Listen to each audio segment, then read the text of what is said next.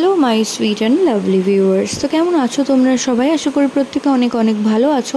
আজকে আমরা চলে এসেছি নতুন আরেকটি ইনফরমেটিভ ভিডিও নিয়ে। আজকে ভিডিওতে তোমাদের সাথে দুটো বিশেষ লক্ষণের কথা বলবো। যে দুটি লক্ষণ তোমরা যদি কোনো গর্ভবতী মায়ের শরীরে লক্ষ্য করো তাহলে তোমরা ধারণা করে নিতে পারো যে গর্ভের আগত সন্তানটি একটি ফুটফুটে পুত্র সন্তান আসতে চলেছে।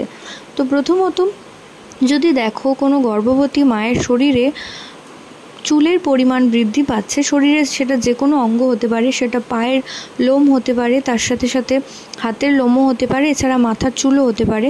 যদি হেয়ার গ্রোথ প্রচুর পরিমাণে বেশি হয় তাহলে সেক্ষেত্রে ধারণা করা হয় যে গর্ভের আগত সন্তানটি একটি ফুটফুটে পুত্র সন্তান আসতে চলেছে।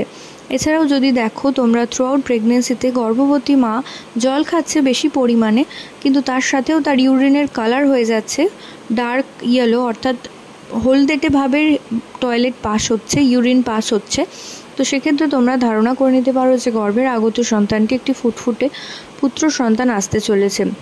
কারণ ইউরিনের কালার ইয়েলো হলে মনে করা হয় যে শরীরে ডিহাইড্রেশনের জন্য কালার ইয়েলো হচ্ছে হয়তো ইউরিনের, কিন্তু না।